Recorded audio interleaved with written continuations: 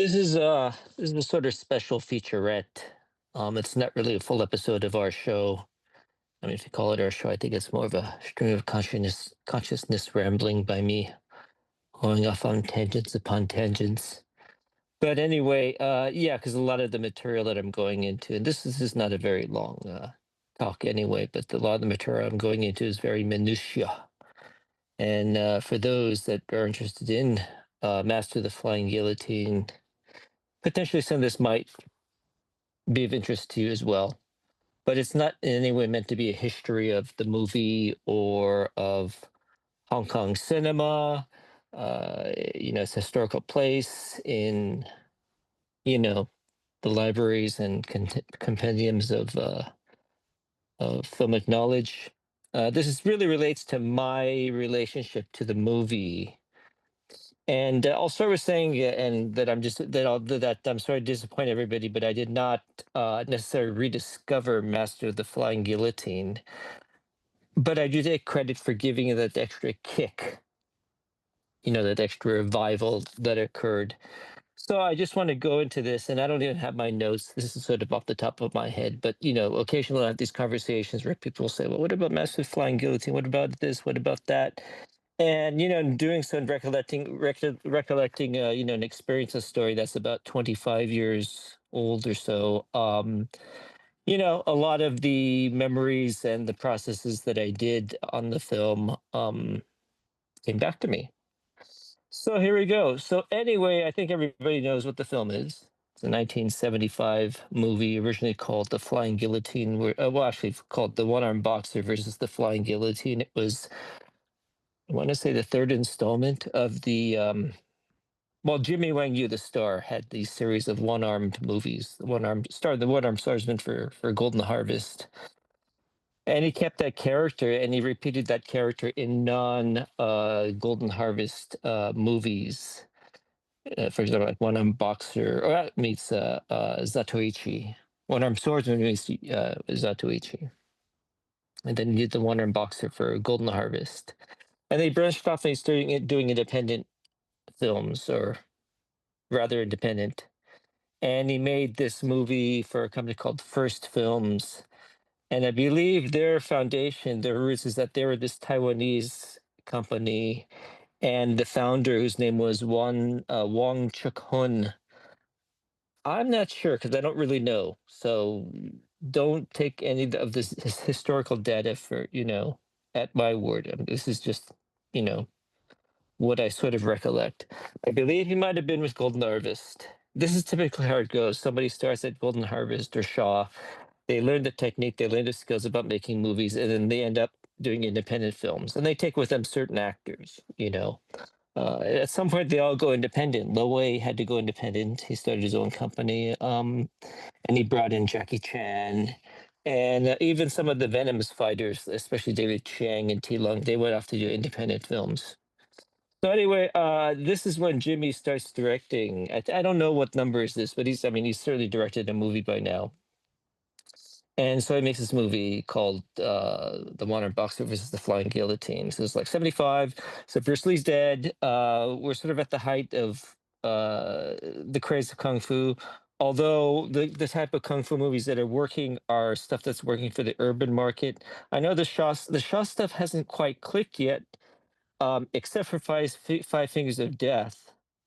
Because World Northel does not start putting out like the Chang Che Shaw movies till a couple years later. So we're not in that period of like Shaw Brothers craze, Times Square, 42nd Street kind of thing. There's no Venoms.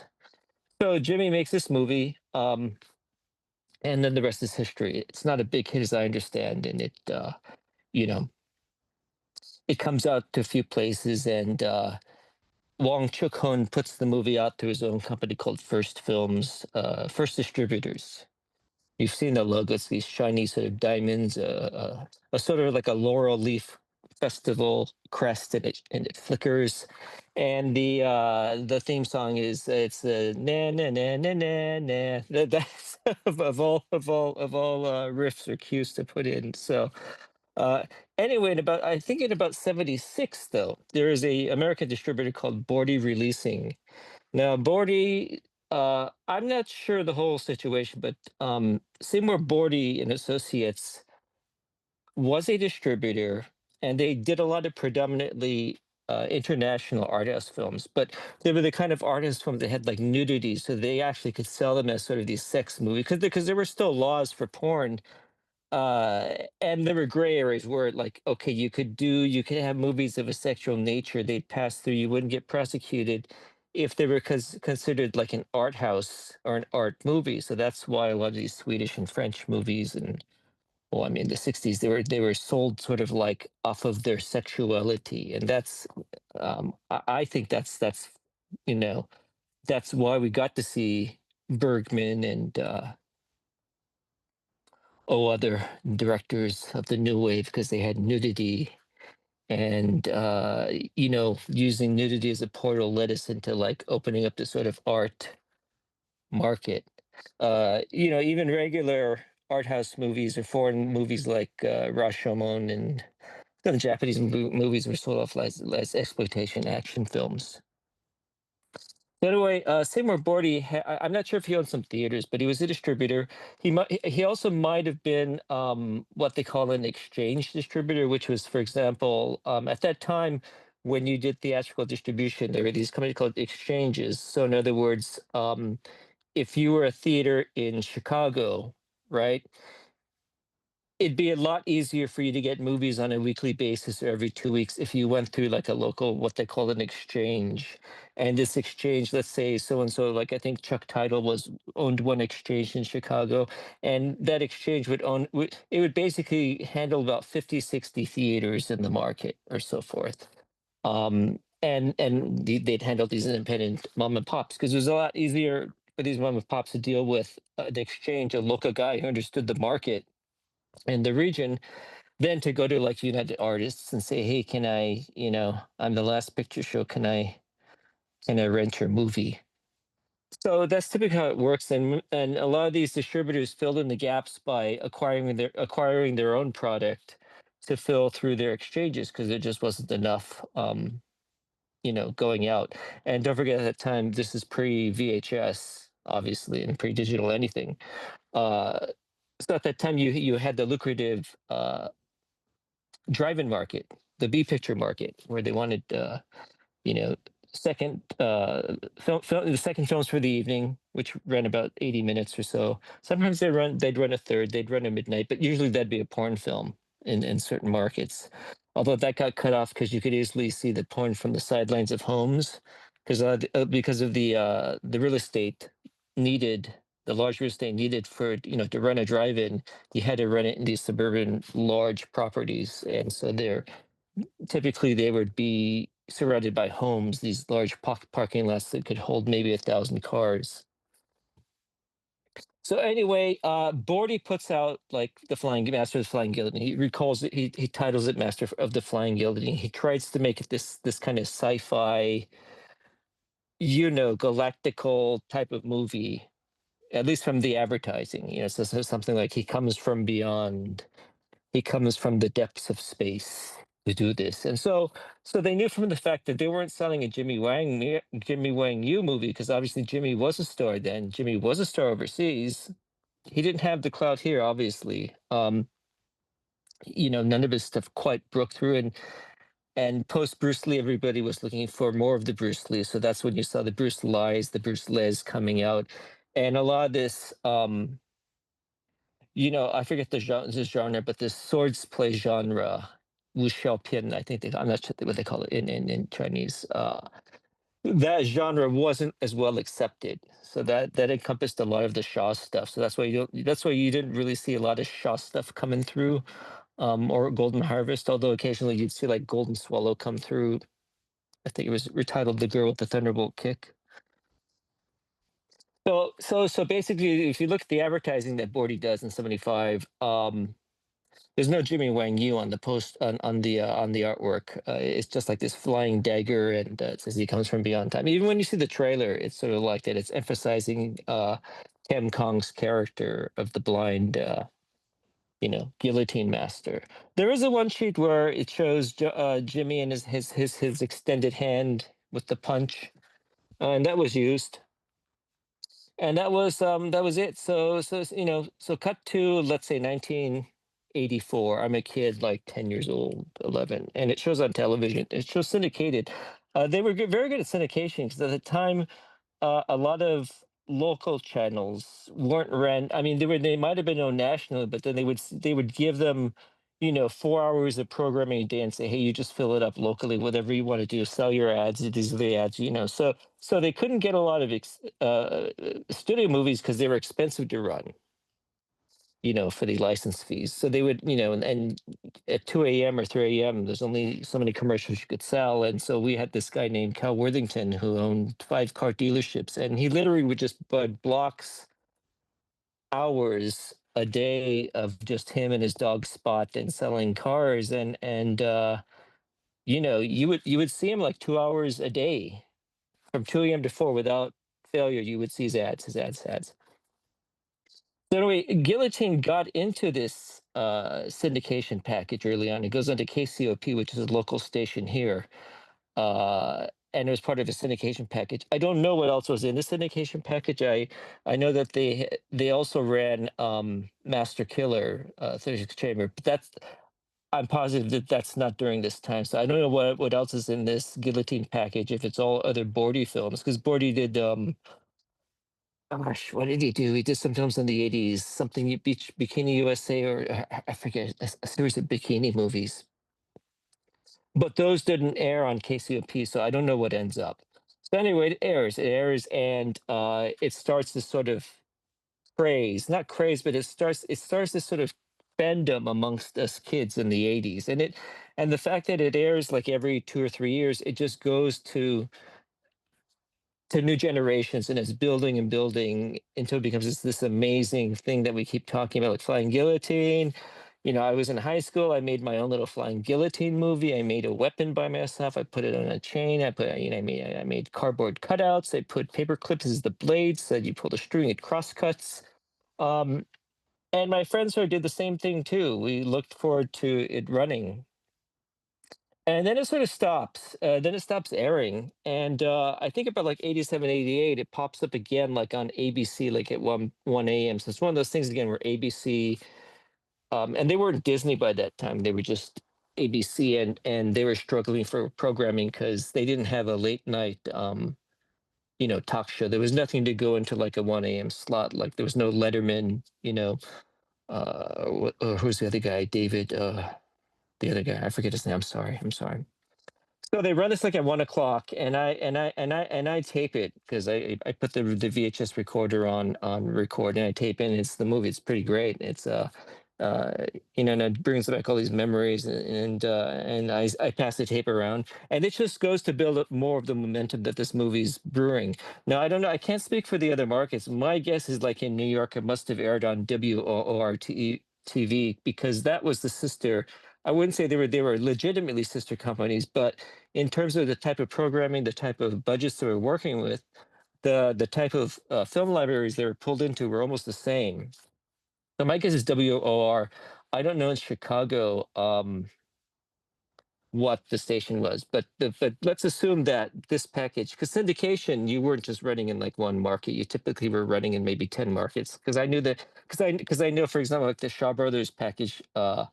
That World Northel had, that was Mel Marin, who actually ended up running Castle Hill for some point afterwards, and worked at Film Ventures.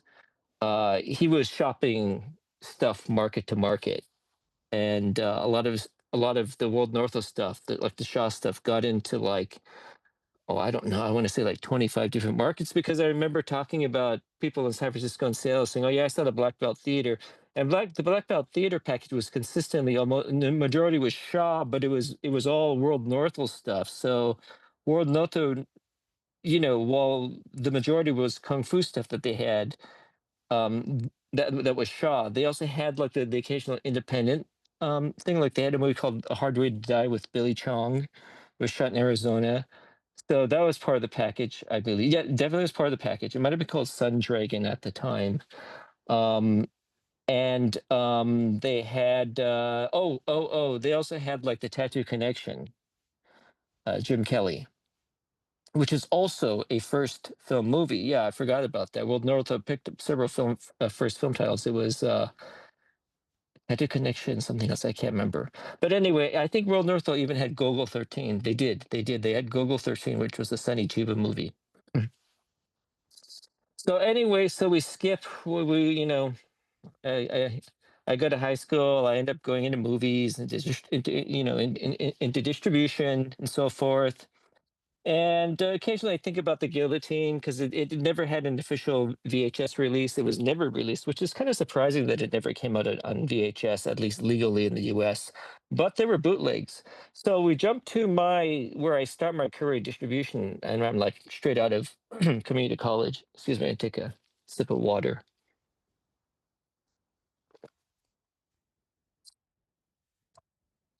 So I start community college, and out of there, I end up working directly. I quit community college because I ended up working directly for this company called Headliner Productions, and they had produced the Ed Wood movies, like Sinister Urge and Married Too Young, because they owned a drive-in, the Rhodium Drive-in in Torrance, which is now a huge swap meet. I mean, they figured out that swap meets make more than movies. And so they needed films for their own drive and other outlets too. So they started producing like Ed Wood movies and, so forth. So anyway, cut to the chase because boy, we're 16 minutes going in. So cutting to the chase. So through Headliner, what I started doing is I started restoring the negatives. Well, by restoring, I mean I started putting together like the best elements of the negatives, which were in great shape for an Ed Wood movie. Like the Sinister Urge had two negatives. One was called the Fine Grain Master, which is like a duplicate of the negative. The movie's in black and white, so whenever you're going to make a timed negative that's black and white, you end up with something called a Fine Grain Master. If it's a color film, then you end up with something that's called either a CRI, a color reversal intermediate, which was a low quality, cheap version of making like a negative that had timed colors are embedded into the negative, so you can make prints off of that. But it was done cheaply. It was made fast. It was made to make quick prints. Nobody thought about the longevity of movies. They didn't see these secondary outlets beyond television. All they needed at that time was a 2-inch master, which they had on all these movies. So nobody thought about that. So all of these CRIs started losing their color. And so then you start seeing more like interpositives. Like studios have always struck interpositives and then internegatives for their stuff. So that's why a lot of the studio stuff remains intact color wise. But I remember that I believe it was Columbia was the notorious because Columbia kind of cheated. I don't say they cheated; they were cheap on their laboratory elements. Whereas MGM was known as this grand, lavish studio, so they wanted that look to reflect in all of their properties. Whereas, like Columbia was always set up as a B. I mean, Harry Kahn set it up as a B company. It was a B picture company. It was never a studio in the 30s and the 40s. It just kind of evolved in that. But it was sort of this tough, gritty, Jimmy Cagney type of studio. Public Enemy. Well, that was Warner's actually, yeah. But you know. So anyway, so I was going through these elements at Headliner, and naturally there were some negatives that were nitrate. They'd gone to dust, but the Edward stuff was in good shape. So I started making calls to whoever was interested at that time in doing, buying rights to old movies. At that time, there wasn't really like going through the records and the relationships that Headliner had. They were selling the rights to their movies to porn companies because porn companies controlled like let's say a porn company would sell porn to like 1,000 stores. Well, they figured, okay, we got 1,000 stores, and those stores also have a regular movie division, so why don't we also sell them our adult stuff, and we will also sell them some mainstream stuff. But nobody would trust adult producers at that time for legitimate movies. I mean, occasionally there would be, but um they wouldn't trust them, so they had to go and find these very cheap movies to put out on VHS to go alongside their adult uh, VHS releases. And that's why when you see stuff like, for example, if you're a VHS collector, you'll know that there were different box sizes. So there was the small, skinny sleeve that Fox would put out, well, magnetic video and Fox, and then you had the larger clamshells that like Warner put out, and then you had these sort of even larger boxes that were, it was a full box, and inside was like a clamshell that you had to take out the clamshell, then watch the movie. It was very annoying. But anyway, how that design of that box clearly signified typically that it was from an adult company. So if you look at, like, for example, like Igura Wrath of God, I think the first VHS release, it's in one of those huge boxes, and then the clamshell comes out and you got to watch. So and that had been put out by an adult company. I forget the name of it. So they had been selling. So Headliner had been selling the rights to a couple of adult companies. Hope I didn't get flagged for saying the P word, by the way. I was trying to go back on that. That's why this pause. Um, Anyway, so I came across a couple companies, and in the hopes of selling either the negatives or the rights to some of these Ed Wood movies. And so I started with a company in Oregon called Sinister Cinema, and this gentleman by the name Greg Luce, and he collected rights to movies. He's sort of like this new generation of people now, like Vinegar Syndrome, Joe Rubin, and Synapse. All these guys where they're hunting down negatives, and then they're then going to people and saying, well, I found your negative, or I found your print, can I pay you this, and can you give me the rights? So Greg was one of these. Something Weird was also some of that, but they were Greg was earlier than Something Weird than Mike Rainey, because I think Greg started a few years earlier, and Greg had a good mail order system that was packaged. Whereas that Mike Rainey was more of this grunge, because he's from Seattle. He was more of a grunge guy, and he's a very totally different market. People hadn't really known what to make of like the Harry Novak, Bill Rotzler stuff, which is really cool, which is awesome. But they didn't quite know what to make of it. So he was still like in sort of in the fringes, like his boxes on his VHSs were sort of Xeroxed papers and stuff, and sometimes Greg would publish actual professional VHS boxes. This is no slight of Something Weird, because I love what Something Weird has done. I mean, some of the films they archived and restored have inspired me a lot. So there's no knock on Mike Rainey, R.I.P., who I did know well. So anyway, what happened is that Sinister Cinema is interested in the Sinister Urge, and they want to buy the rights from Headliner. So he comes down from Oregon, and we're going to do a deal. I think it was like $10,000, and he gets the movie, does it whatever he wants. He gets the negative, the fine grain. So I'm going through his catalog, and he's talking to me about how he's finding prints, and he's running them on a film chain. A film chain in those days, like to get a movie on video. Now we scan the negative. It's a digital process. You're scanning each frame, and and each frame is recorded as a digital piece, right, or fragment.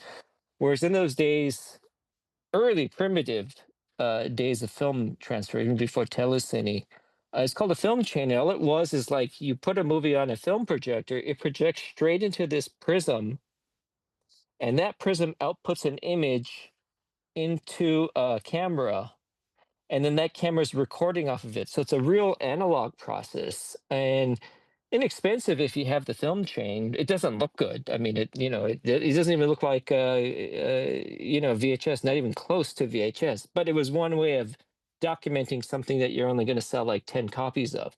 Well, anyhow, cut to the chase. He's got like this kung fu section, and I recognize a lot of the titles, but he's got Master of the Flying Guillotine on there. And I talked to him about it. This is Greg Luce, by the way, Sinister Cinema. And he's, oh yeah. I don't know where I got that, but yeah, okay, it's a pretty cool movie. Yeah, did you see it? And they gave me a tape of it, and it's a pretty good tape. It's pinkish. It's got some scratches. It's not CinemaScope. Nobody did that. That's unheard of these days at that time to transfer to CinemaScope. It's full frame, but it sort of kind of kept me. It kept the fire within me, sort of learning about that. And I had always talked to him now and then about Master of the Flying Guillotine, like what elements did he have? Did he have a trailer? What did he have on it? And I wasn't the thought of distributing the movie didn't really totally cross my mind because I was working on other stuff. I was working doing some booking for a company called Circle Films out of DC, and they had produced the Barton Fink movie, the Coen Brothers movie. So they had produced Miller's Crossing, Barton Fink, Raising Arizona, and they had distributed Blood Simple. And so the head there at the time, the company was sort of winding down because they had lost a lot of money, and they owned a lot of property, namely theaters and office structures. It was these brothers named Jim and Ted Pettis, by the way. You probably seen the name because they love movies, and they're the nicest people, apparently, from what I hear. Uh, so I'd worked for him, and so then they had gotten The Killer, and they had released the movie The Killer. This is the John Woo movie.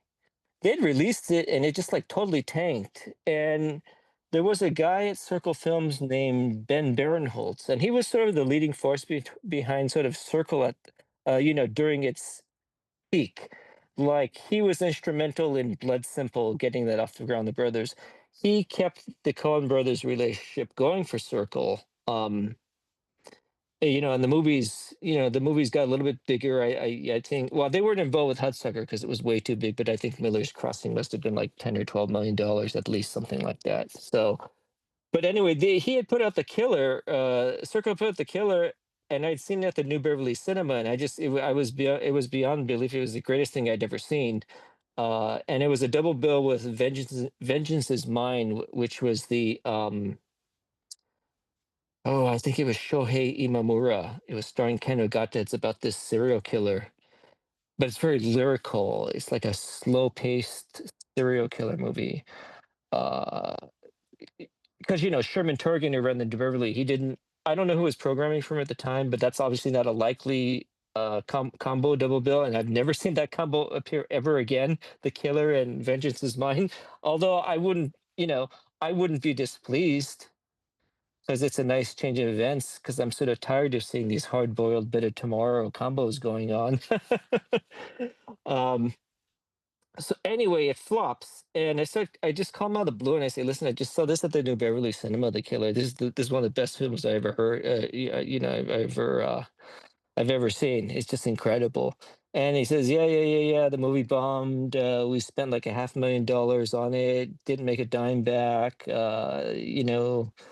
Do you want to do something?" I says, "Well, I'd like to try to book the film. I'd like to play it theatrically for you. Can I try? Because I think there's some life in it, from what I'm feeling. I'll put up the P&A money." And by that time, I think they had sold the rights to Criterion because Criterion was going to do a laser like a year later, or I'm not sure. It might have been concurrent. I'm not sure. A lot of things sort of happened concurrently by the time I start booking The Killer theatrically. Because what I do is I end up playing it in New York. I believe I played in Seattle and San Francisco. And these are all like second runs because they've already played these markets before on the initial release, but then they bombed and Circle withdrew the prints. So I played it in New York and actually did some business. People showed up, and it wasn't even like the greatest theater. It wasn't like where you'd see like these great cult. It wasn't the Angelica, and it had done some business. So market after market started playing it. And now in the meantime, Wu is working on Hard Target. He's not shooting it, but he's working on Hard Target. And so Raimi's office hears from Circle that I'm booking and handling the theatrical for The Killer. So Raimi's office keeps calling me, and Terrence Chang is working there because they're getting Hard Target ready. And so Terrence wants some posters of The Killer. And I've got like, I guess apparently so like the last tube of posters. I had maybe 70, and there weren't posters after that. And then like even the poster, the one that was rarely used, it's like an illustration. It has a gray background. It's like illustrated montage collage. That's even rarer. I don't even know where mine is. But I had the other one, the one where the two guns are facing each other. It's a simple image. Says The Killer. It says like I think it says like one bad hitman, one tough cop, and 10,000 bullets, something like that. So anyway, so I started sending posters, all that. Um, John gets an article in the LA Times, like announcing his arrival in Hollywood. He's doing Hard Target. Concurrently, there's a screening of Hard Boiled at the New Art. Unfortunately, it's a Taiwanese print, so all of the graphic violence is trimmed. Like a lot of hospital stuff, the shootout is just cut, especially when the bullet hits Anthony Wong's eye. Spoiler, sorry. That was cut out. But John Woo and Terrence were there, and I started speaking to them, which was great. And somehow or another, this producer in Hong Kong, actually, no, wait a second. I've got to backtrack. Sorry. See, this is so convoluted. I'm sorry. I backtrack. Okay, no, wait a second. I have to backtrack about 2 or 3 years. Okay, but this is pre-John. This is like 94. When did Hard Target come? 94. I guess this all happens concurrently. Okay, so what happens concurrently is I start snooping around on Master of the Flying Guillotine, and I track down Mark Bordy, who's the son of Seymour, because Seymour passed away. Oh, I think he might have been in his late 80s by this time, so he clearly wasn't at the office. But the lady, you could tell, it was awesome because the lady, you could clearly tell she'd worked for the Bordys for probably 40 years. And and you can imagine over the phone she's smoking these chain cigarettes, like, "Hello, buddy. I said, hi, is this Lee? I hope it is. I don't know how to get to the elevator anymore. I don't even know how to get home." It was a hilarious conversation. But anyway, I get through to Mark Bordy because Mark Bordy is an active distributor, it turns out, and he's got a couple movies, and he's playing at a local art house here. Ultimately, Mark does a variety of companies. I think he starts Legacy Releasing, and I think the latest venture is called. Oh boy, don't quote me on this. Anyway, this is not that kind of show anyway, but he's got a large distribution company, Freestyle Media, Freestyle Releasing. That's his company. So I talked to him about Guillotine. I said, "What do you have on that? Because I know your dad put it out in '75. What do you got?" And he said, "I'm not sure. Let me call the storage the storage facility. At that time, there were like these storage facilities. They only carried films. Like they would carry prints, and they would ship out your prints to theaters and inspect them and ship them out again." So he says, "Well, I'm not sure. They have a pallet here. Can you go check it out?" I said, "Sure, I'll go check it out." So I go and there's like maybe like 10 reels and it's junk. Like the moment you walk in, it smells like vinegar. It just like it's just putrid. It's just vinegar. The print itself is curling up. It's not only that's out of order. It's out of, I mean, like the reels are out of order, but that's easy because it's only 80-minute movie. So how hard is it to organize an 80-minute movie based upon 20-minute reels? But anyway, there's a complete print though, and it's not too bad. The quality is not too bad at all. So I said, well, look at there's a print. I think I can roll with this. It's the print's a bit faded, but I think the value for the audience is let's show it. So I book it. I booked some midnight programs here in LA, and some other markets. But here in LA, they go and they're very popular. In fact, Tarantino goes to one of them. And this is like a midnight show, and I think they started like at 12:30. But it gets like some good press. It doesn't get. I don't know that it gets a new audience, but it gets the audience that really appreciated it, like me as a kid, to go see it, and that sort of opens doors for more markets, and it further builds up the name. For this.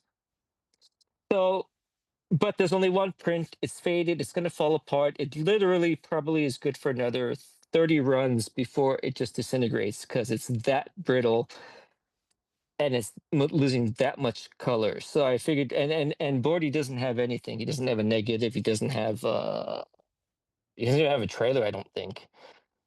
But he had some advertising. He had some ad mats that he sent me, and the ad mat he sent me is the one that has the guillotine master. It looks super heroic, and he's throwing the huge saw blade, around. So that's sort of where that stands. I'm happy just to get my part involvement with a movie that I love as a kid, and then I think, okay, that's it. We did do good, and then I move on to doing other stuff. I end up getting jobs at different other distribution companies, and like I said, I'm doing the booking on The Killer. And so what happens is that somehow this Hong Kong producer finds me, and he's in DC, which makes sense because Circle Films is in DC, and he comes to meet me in LA, and he says, "Can we do this? Let's make a movie." Um, I'm from Hong Kong. I know the industry. Let's try to do an action movie, or let's do this. And so we've been in this discussion, but naturally, it's hard to put the money together because we're not at the anywhere close to the craze of Hong Kong excitement already. We're just sort of getting around to that, like, because like basically as a side hustle during this time period, right then I'm selling like VHS tapes. At the time, like when Hong Kong movies came out on VHS, there wasn't like an official American distributor, but there were these Chinese distributors, which were American. Like there was a company called in San Francisco called Tai Seng Video. And what they would do is they would claim to own and sell these tapes for Chinatown markets only. Like, you go to a grocery store, a Chinese grocery store, and then you get some tapes to watch and you return them. Just like that's the way the Indians, the Hindi VHS, market. So my side hustle was I'd sell these what they call parallel imports, but they do that's a misnomer because they weren't parallel imports. They were actual tapes of Hong Kong movies that were produced here, they were duplicated here, manufactured here, and they were shipped to Chinese stores. But what happened is that when this kung fu, or this Hong Kong film craze started in like the early '90s, more and more let's say, Chinese ethnic audiences started attending these theaters, like the local Chinatown theaters, showing like A Bit of Tomorrow and the Jackie Chan movies. Like I remember seeing for the first time like Super Cop. Maybe it's even before Super Cup, like Rum in the Bronx, and this predates the New Line version. This is maybe a year before 2 years. And like by that time, a non sort of ethnic Chinese crowd was infiltrating it. They were buying these tapes, and like I said, they were buying the VHS and even laser discs. There'd be these, and those were imported to laser discs because they didn't make. They were there was a small business, so they were manufacturing them in Hong Kong and then importing them here. So I'd sell these. I'd place an ad like in the LA Weekly, and then people would order. And I'd get these calls like William Friedkin would call and say, "Hey, I want to buy Better Tomorrow 1, 2, and 3, and I want Once a Thief. I want The Killer." Hardboiled wasn't it? Hardboiled was the first of those movies where they said, "Hey, we're not going to do this Chinese dual distributor thing. We're only going to go with like one distributor. That's an American distributor. We don't need this parallel ethnic distribution anymore." So there was never really available ultimately at that time excessively available to Hardboiled wasn't on Laserdisc. I could just say, "Here you go," with subtitles. Um, and also, I remember the Headland brothers. They were interested in some things too. So anyway, so I have this discussion with him. I go to Hong Kong, and somehow in the blue, I don't even know how this came up, but I said I'm interested in talking to First Films. Uh, and by this time, the Wong Chuk Hon has passed away. I think he made maybe 30 or 40 movies. I'm not sure. I saw the breakdown. A lot of it is the Lee Sonam stuff, and it stars Chen Sing. And a lot of these were these Jimmy Wang Yu movies. Some of the stuff, the good ones that he directed, like Furious Slaughter. Um, so he passes away, and like any company, they'd sort of just fade into the ground, like most of these independents, because they didn't know most of them were fly by night anyway. Like these Bruce Lee companies, they were financed out of shady situations and disappeared under shady situations. But this first film seemed to have longevity, and so lo and behold, he tracked down the son of Chuk Hun, and the son's name was Hoi Wong. And Hoi, it seems like Hoi gets his start forever in the business. It seems like immediately he works for his father, and he's producing these kung fu movies. And then when anytime the company takes a strange detour, you can sort of see it's like it's sort of like Hoy, because Hoy seems to be this very artistically inclined person. You know what I mean? Like, for example, I think he did a Stanley Tong movie, the Rose, right? He produced that movie. But anyway, but going back in like the 70s or 80s, anytime it takes a detour, it seems like it's Hoy that's doing it. I think the father was still alive then, and the father's like, just do what you can, make a buck, whatever. But they end up doing, I think they end up doing like something like The Gods Must Be Crazy 3. I think that was one of theirs, and they do like Shocking Asia. And that's not really part of their compendium. That's not part of their library before. And they start off doing these sort of art house movies in the 80s. And there's no sort of nodding or looking back at their wide history of, martial arts films that his father created as this legacy. Instead, Hoy's going on and he goes on this sort of art house path through the 80s and 90s. So like, for example, like well, this wasn't relative at that time, but for example, like later on he goes to put out all of the Michael Haneke movies. He puts out the Iranian movie called Kandahar by Makhmalbaf. I think Makhmalbaf directed that.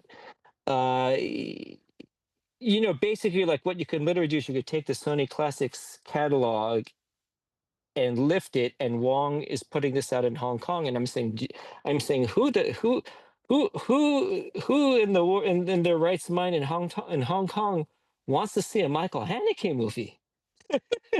So, and I don't know that it actually was a fulfilling thing for him. I think it was just to be able to put uh these movies out.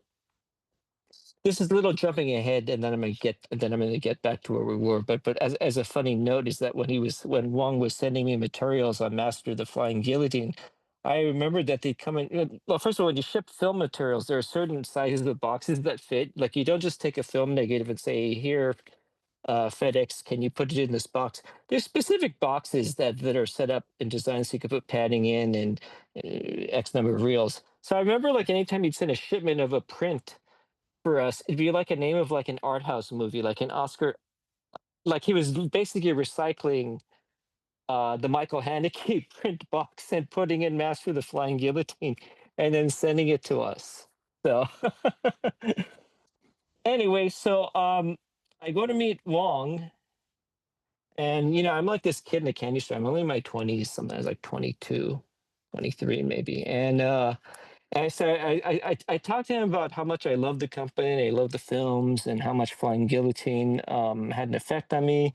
I even start singing the theme song to his company, and he's just like looking at me crazy, like, "Who the hell is this guy? Like, what is this nut doing in my office?" So, but we start this conversation, and I soon find out is that a lot of it, if not all of his library that his father made.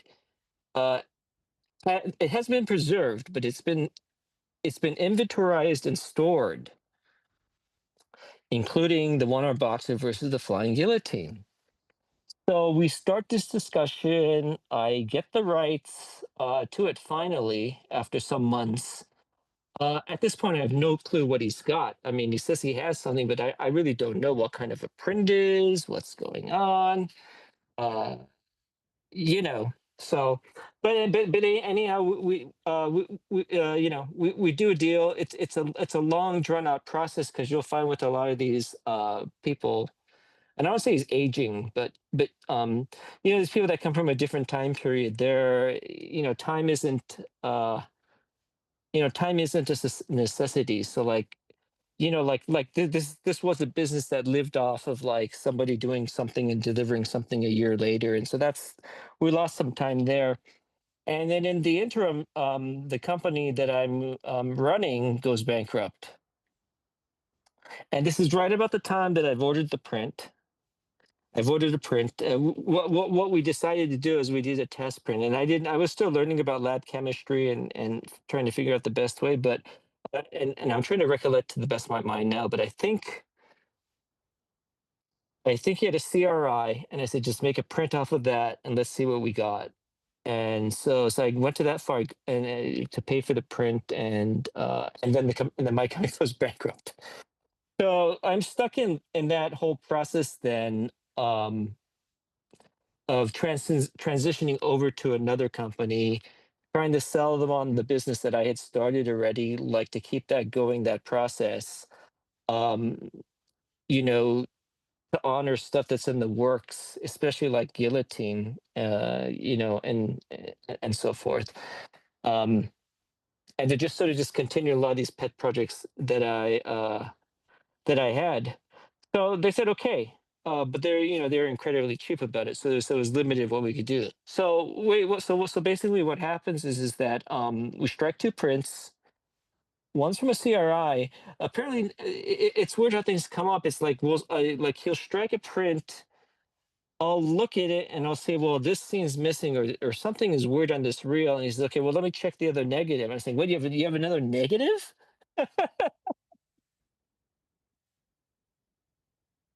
Um, and for those of you know that actually saw my print, the heads and tails of reels was actually it's actually the head of reel 2, and I think the head of reel 3 has got a fluctuation in chemistry.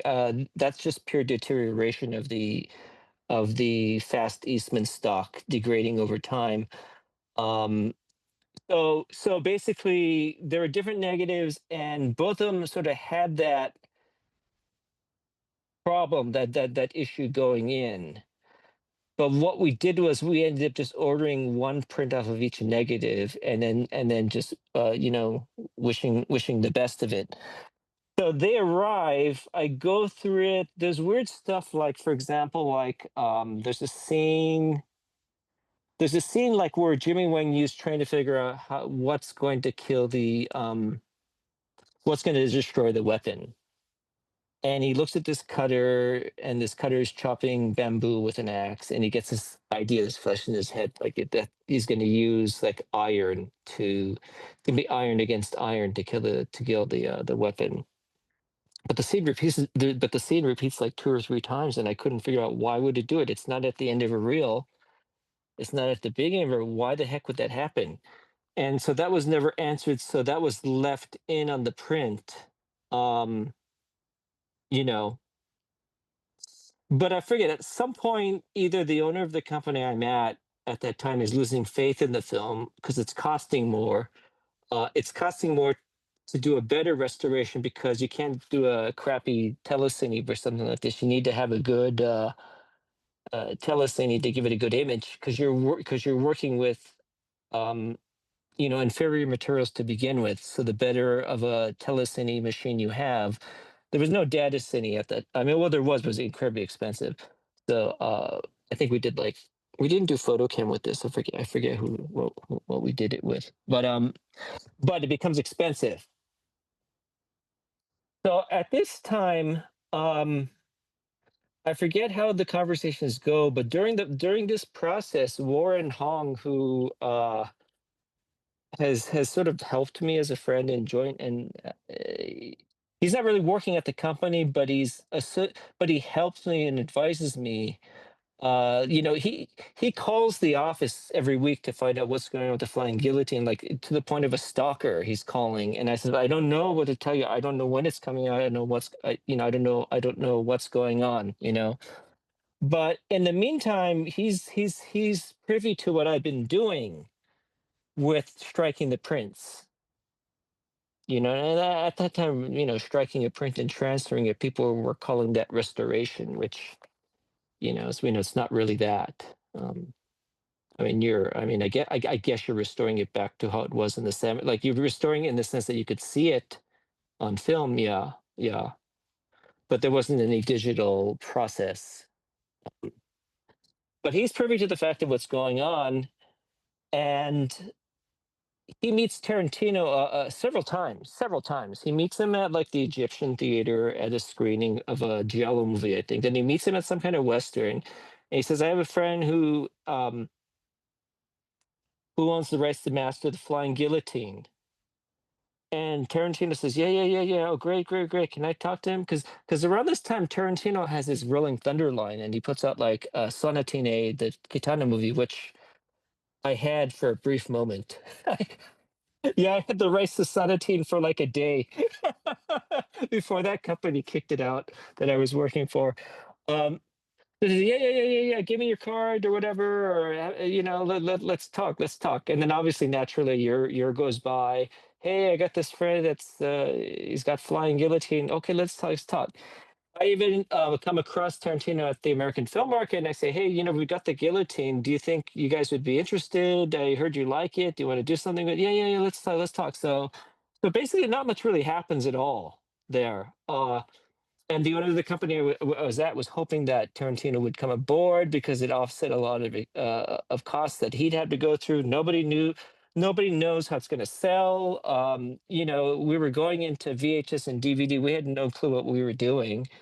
Uh, we had been to the VSDA market and we had seen some of the retailers, and they didn't care. Some of the cool places like Tower Records were like, "Oh yeah, yeah, you got the Guillotine. Yeah, that's awesome. That you know."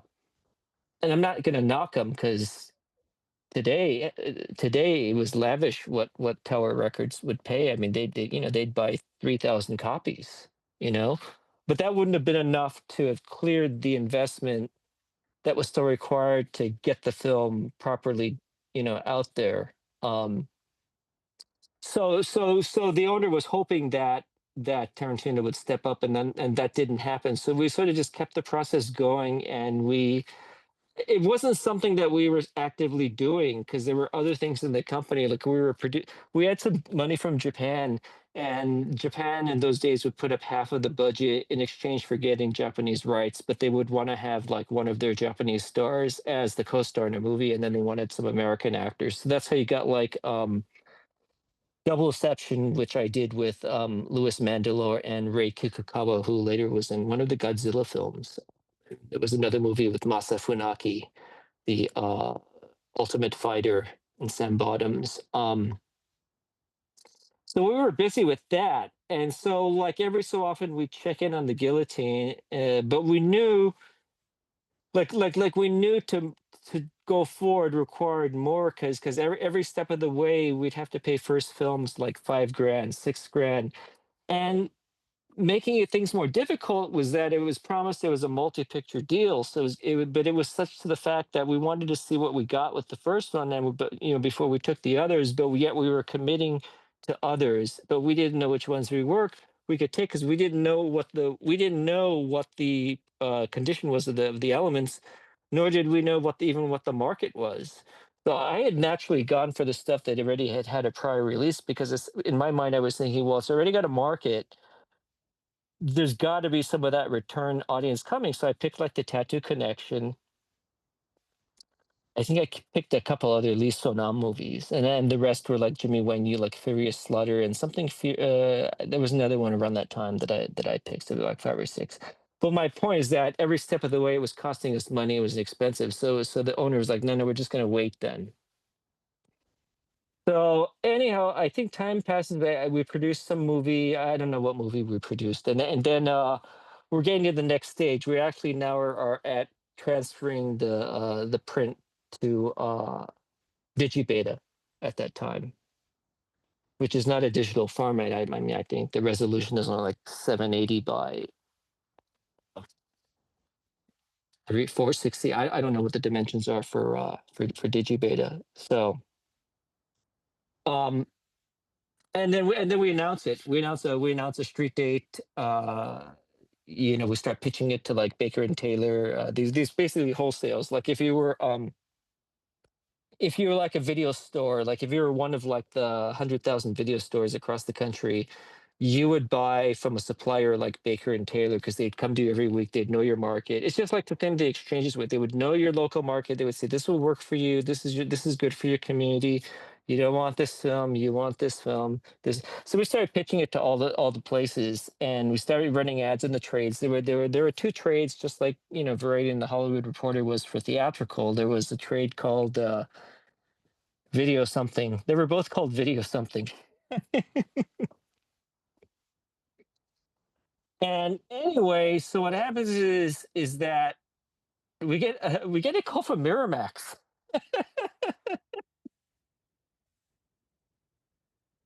And it's their acquisitions guy. I forgot his name, but he was a very nice guy. And he's like, "Well, we heard you're putting it out." He says, "Well, yeah." Oh, and by the way, this is like a little tangent, but during this time he's doing Kill Bill. And so his music supervisor is calling me a lot because he's picking music from kung fu movies, and she knows I know about this. And she says, like, "Can you tell me what this song is?" And she'll play me something from Kill Bill. I think they were posting Kill Bill 2. Um, she's no, they're no, they're actually posting the whole show, 1 and 2. And she played me songs that say, "Oh, that's from One Tiger Taekwondo Strike." She says, "Oh, that's why I couldn't find it, because she was looking under Sting of the Dragon Masters, which was the American title." And I says, "That's a piece by Joseph Koo, who did the score." And it was like tit for tat. I would say, "Oh, well, where did you get the Fist of Fear, Touch of Death song?" And that's the most stupidest question ever. I figured it out in hindsight, because actually that song is Three Tough Guys by Isaac Hayes. And then so then she starts going and she says, "Well, what about this song?" And she's playing me literally like 4 songs from Master of the Flying Guillotine. And I by this time I've identified it, because the movie is in me now. It's so far in me that I research it. I I I I don't try to get the rights, but I tracked down an LP of the band called Noi. It's NEU with an exclamation Noi, and they're from like 74, 75. And um they're the group that does the opening title song. Um they also have the theme of the master, the villain master walking, which is basically the same song as the opening, but it's slowed down. So like if you get this album, I think it's called Super 16. So what it is, it's like the same song, but it's sped up and it's slowed down on each track. So in other words, Super 78 is the opening track, and then later on when the master's walking around, it's Super 16. It's slowed down by 4. Um, so I have that knowledge, and I tell her that's what it is. And she said, "Oh, thank you so much. I'm going to credit you um, on the music credits." Of course, she never does. But I think some word gets to her from Tarantino, and that's when he instigates Miramax to call us. And so they call and they say, "We heard you have this movie. What do you want?" Well, we says, "Well, we said, to be honest with you, we wanted you to put this on Quentin's label, and we've mentioned it several times, but now we're at the stage where we've struck 2 prints, we've made a master, we've bought ads." We've promoted to the wholesalers, the rack jobbers. Best Buy was going to come in, I think, for a small amount. And so they said, "Well, what would it take?" I says, "Well, I don't know. Then you think about it." I said, "Yes, I'll think about it." And so then they called the next day, like that was like I could think about it. He says, "So what did you think?" Well, I says, "We really don't know, because everything's in place." Well, they said, "Well, what would you think?" Well, I says, "I wouldn't know, because I'm not even thinking along those lines, because we're going to do it ourselves. We're going to put out the movie ourselves." And sort of by this time in my pocket, I already have some idea that it is generating interest. We're getting calls from like chains asking, "When is it coming out?" Now we know it's going to have a level of success, right? But we don't know how much of a success it is. But we know that it's going to have enough of a success that it's going to enable us to launch our DVD label um, at this time. So I said, "I don't know. I don't know." I said, "If you guys want to just talk, throw a number out." And so then he says, "Bye." And then he calls again the third day, and he says, "Okay, $250,000." Which, that probably would have cashed out all the expenses I had put into date on my credit cards, my wife's credit cards. It would have paid for the, you know, the prints, the rights, pay for all of that. Uh, what I knew doing a deal with Miramax, as it is with all these studios, is that they give you a number. And it sounds rosy, but what you don't realize is that there's this whole legalese that makes it so they don't have to pay you, or you end up with a lot less. So, for example, it says $250,000, but they want you to deliver something that television passes by their standards. But to get a tape to the standard of passing with television, for in this case for Guillotine, to actually broadcast standard rate, would have cost at least $10,000, if not more. It would have cost like 20,000. Then they wanted insurance, which would be $10,000. Um, and subtitled versions, blah blah blah, audio tracks, 6 sets of masters. Safely would have cost like 50,000. So we still would have netted like 200,000. But then you realize like half of that would have gone to first films. So then is it worth it in the end? Well, we don't have our flagship movie. Okay, we've got the cachet of coming out through Miramax and Tarantino, but we don't have the cachet. And internally, we knew that there were rights issues with the music, and that was going to screw up the Miramax deal. And I can tell you instances. So, for example, the opening is by Neu. It's a German band. They're now, since the release of Guillotine came out, they put out a CD, and I think Universal Music owns them now. So that would have been a huge red flag down the road. Kraftwerk is the end track in the movie, and there's Tangerine Dream throughout the movie. And it's not like it's just stealing, like the Hong Kong, the Chinese used to say, well, it's sampling. It's called sampling. Like they take a little riff from James Bond's Spy Who Loved Me and mix it with Rocky. And that's still not legal, but there's a gray area. Whereas this clearly, if you time it, there is about 15 minutes of uncleared music of Tangerine Dream, Kraftwerk, and Neu. So we knew there was going to be a problem. So how do we convey this without shooting ourselves in the foot? And so we could put it out, and we don't want Miramax to try to stop us, because it seems like they really want it, and it seems like Quentin really wants it. And so the next day, and I kid you not, I'm not exaggerating when I say like the next day, they literally were calling every day. And so he calls me, and I said, no, no, no, no, no, we're not going to do it. He says, well, then what do you want to do? I said, but we're not doing it because we're doing it ourselves. So we're not going to do it. Thank you for the offer, but we're not going to. He says, well, that's not negotiating. I says, there's nothing to negotiate. We're not doing it. He says, but you're not playing ball. I says, we're not playing ball. We aren't exactly. We're not doing it. He says, just hold on a minute. Then he brings on like the VP. And the VP sort of well known. He's produced, I forget that vintage around that time. Were they producing like Molina or English Patient? Anyway, it's him he produced those movies. And he comes on, he says, okay, what's this? What do we need to do? What's it? And by now it's like it's just playing games. And a friend warned me about Miramax. He said like he said like he said he'd never signed with Miramax because they're just like bullies. Which is true. Like you read like John Pearson's book, The Spike Mike, Slackers and Dykes, and he tells you stories about at Sundance how they'll lock up a filmmaker overnight after a screening until he signs a deal with them. Like they won't let them leave. They'll order food, drinks, wine, everything, beer, and he won't let them leave till they sign. Like they're bullies like that, and that's exactly what was going on. And so the more they were bullying, the more I was less likely to do a deal. So then I just said, okay, $500,000, and they said no.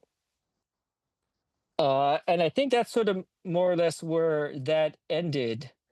They might have done a follow up, but that's sort of what happened out of that discussion.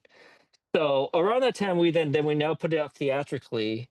It tanks theatrically. Actually, we say that for the first time in its Chinese language, and we restore the Chinese the Mandarin pieces. We put them back in and we subtitle them. But it's a flop theatrically.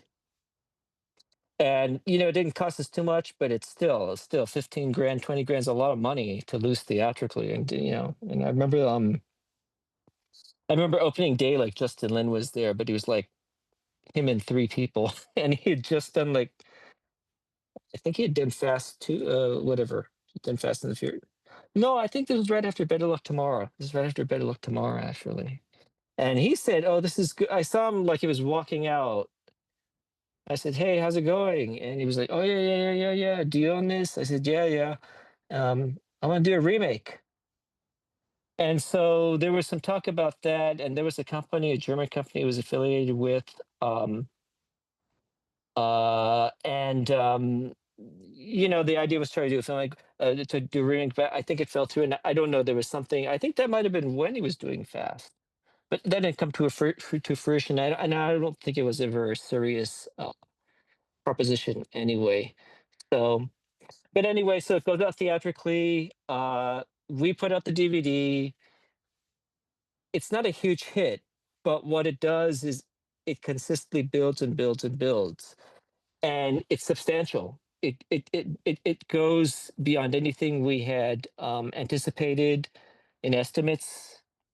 It grosses like 50 times more than what we had ever expected. Uh, you know, but unfortunately, we're not. I wasn't able to restore that. The flickering on Reels 2 and and 3. Uh, but it was letterboxed from its anamorphic cinemascope ratio for the first time. We got it onto television. There was a fan at Showtime. Friend Larry Greenberg bought it for Showtime. Uh, so it got out there, leading and building up for future generations to come. I think there was a CD that used the song "Master of the Flying Guillotine." Actually, I used it in one of my movies called Mad Cowgirl. I used it, so it built up that momentum. And come streaming, there hasn't, to my knowledge, been an official release of it since then.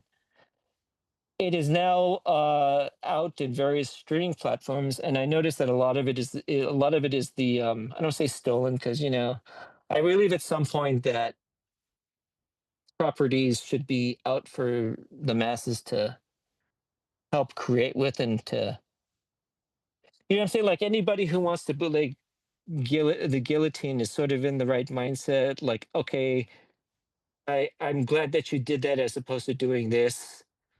Your heart's in the right area. Maybe you're going at it wrong, but I'm glad that you're that you're ripping off my master. I remember there's another Hong Kong release that comes out, because what happens at this time is that somebody from Germany calls us, and they're representing the band Noi, and they said, "Is this song in the movie?" We said, "Yeah." Well, said, "Then you can't distribute the movie. We want $10,000."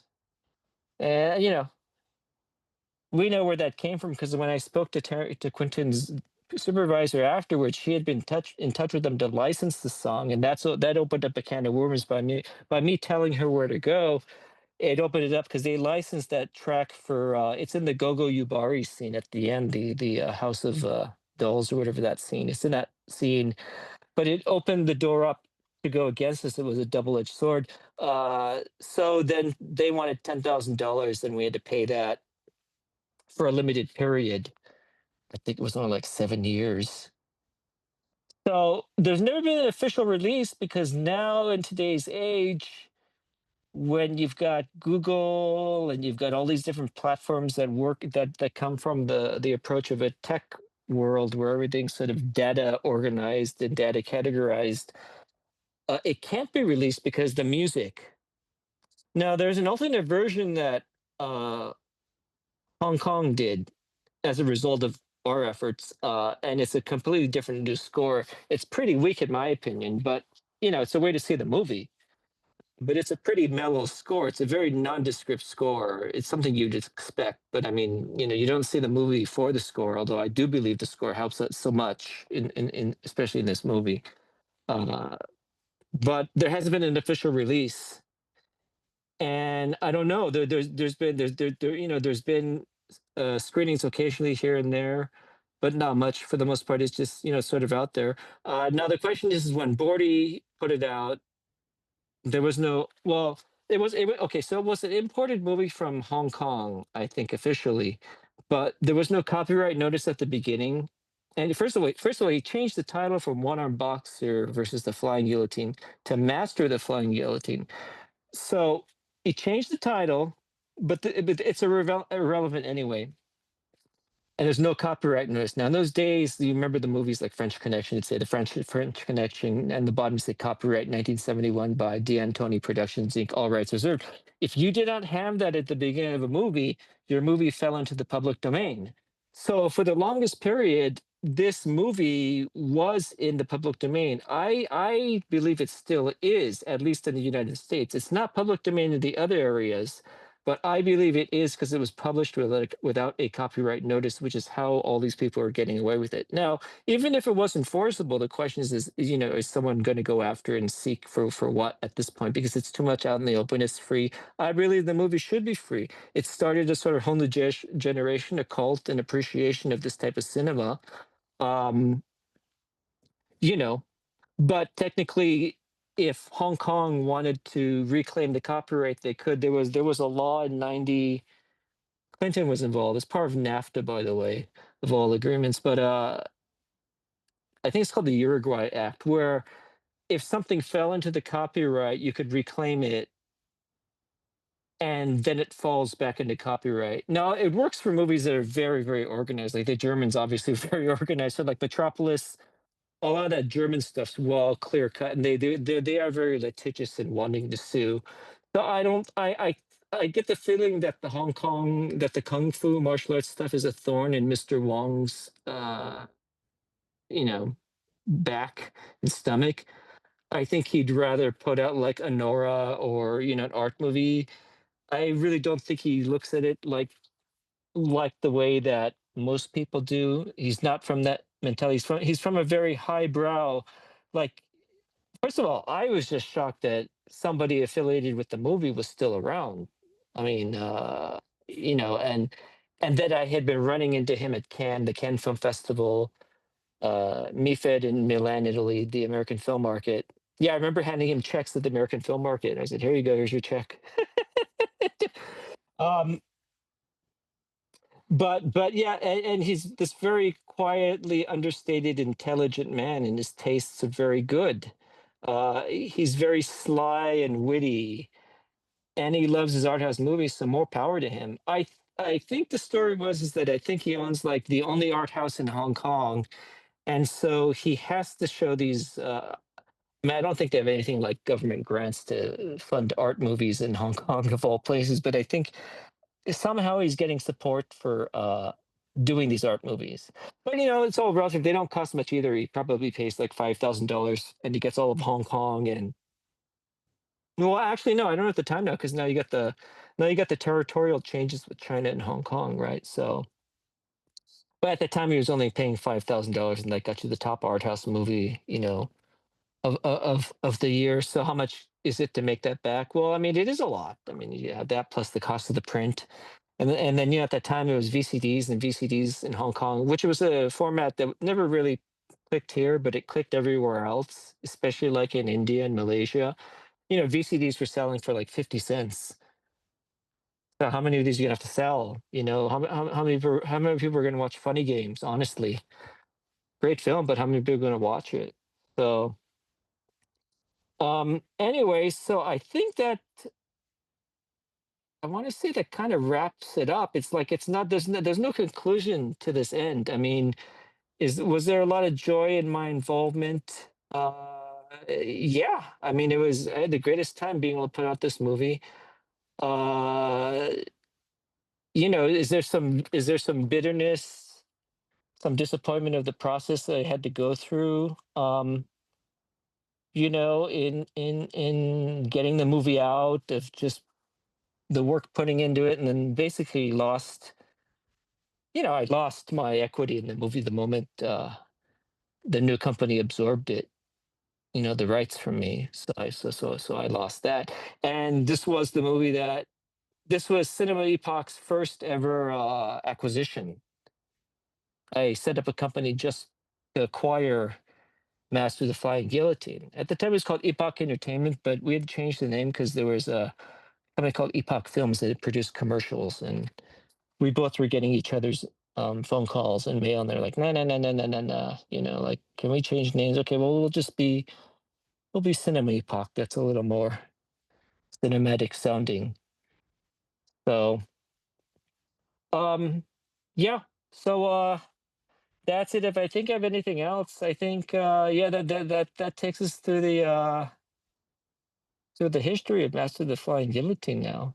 Uh, I think I don't know where anything stands. I don't know where the negatives are, the CRIs, all that stuff. I hope somebody can actually do a proper restoration. Maybe they have by now. Maybe, I'm so in the dark on stuff. I don't know. So, but if you have any questions, feel free to leave them in the comments box and I'll answer as best as I can. But I thought there might be a little bit of tidbit and help connect the dots on this stuff for those of you that are interested. It was a long journey, and yeah, ups and downs like a kung fu movie.